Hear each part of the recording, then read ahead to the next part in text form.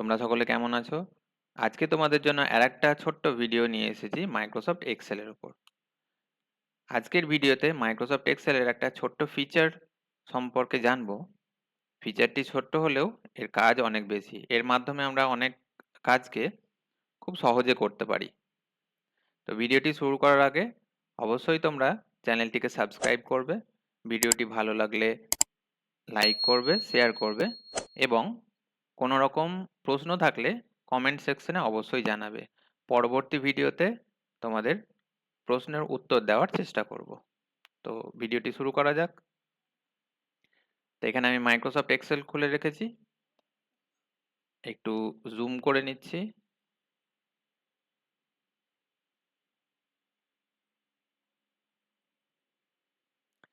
আচ্ছা, তো এখানে আমি একটা টেক্সট টাইপ করছি। কম্পিউটার। তো এই যে কম্পিউটার লেখাটা লিখলাম, এর ঠিক মানে এই যে সেলটা যেটা সিলেক্ট হয়েছে অর্থাৎ যে অ্যাক্টিভ সেলটি আছে, অ্যাক্টিভ সেলের ডান দিকের এবং নিচের কোণে একটা ছোট্ট পারা বক্স দেখা যাচ্ছে, দেখো এইখানটায়। এই বক্সটার উপর যদি মাউস পয়েন্টার নিয়ে যাও তাহলে ব্ল্যাক কালারের প্লাস সিম্বল আসবে। এই অবস্থায় যদি ক্লিক করে নিচের দিকে টানো তাহলে এই লেখাটি বারবার রিপিট হবে। এটা আমরা ডান দিকেও টানতে পারি। তো ক্লিক করে যদি ডান দিকে টানি তাহলে ডান দিকে লেখাগুলি বারবার রিপিট হবে। তাই এটিকে বলা হয় fill tool. FILL fill tool. বেশ, একই রকম ভাবে কোনো নাম্বার যদি টাইপ করি নাম্বারের ক্ষেত্রেও আসবে। তো নাম্বারটি টাইপ করার পর ক্লিক করে নিচের দিকে টানলাম অথবা ডান দিকে টানলাম তাহলে লেখাটা বারবার রিপিট হবে। আচ্ছা, এবার ধরো এখানে আমি লিখছি জানুয়ারি। একবার বাইরে ক্লিক করলাম, A1 সেলে আবার ক্লিক করলাম। এইবার আর ফিল টুল এর মাধ্যমে আমি ড্র্যাগ করছি। তাহলে দেখো January, February, March, April, May, June, July, August, September, October, November, December. তাহলে সবগুলো মাস চলে এলো নিজে থেকেই।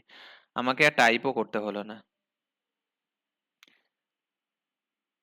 আচ্ছা, এটা যদি আমরা এরকম ভাবে লিখি, আমি এই সেলটি ডিলিট, এই কলামটি ডিলিট করে দিচ্ছি।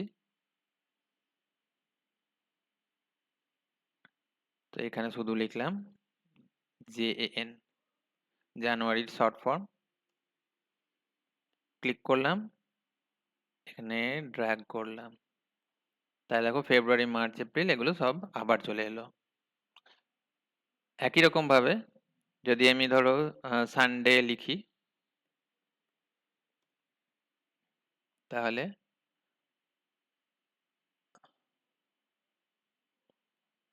Monday, Tuesday, Wednesday, Thursday, Friday, Saturday নিজে থেকেই চলে আসবে। তাই দেখো এই টুলটা তাহলে খুবই সুবিধাজনক, আমাদেরকে অত টাইপ করতে হচ্ছে না মান্থ বা ডে।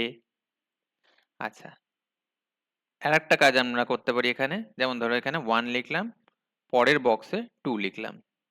এবার 1 আর 2 দুটোকে একসঙ্গে সিলেক্ট করলাম। সিলেক্ট করে এবার ফিল টুলের মাধ্যমে ক্লিক করে টানবো। তাই দেখো 1 2 এর পর বাকিগুলো 3 4 5 6 7 8 9 10 অটোমেটিক্যালি চলে এলো।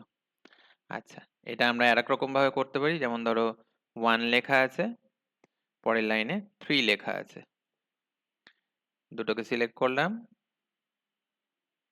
ক্লিক করে টানলাম, দেখো 1 3 5 7 9 অটোমেটিক্যালি চলে এলো। তাই দেখো ফিল টুলটা খুবই কাজের, আমাদেরকে অত বেশি টাইপ করার দরকার পড়ে না।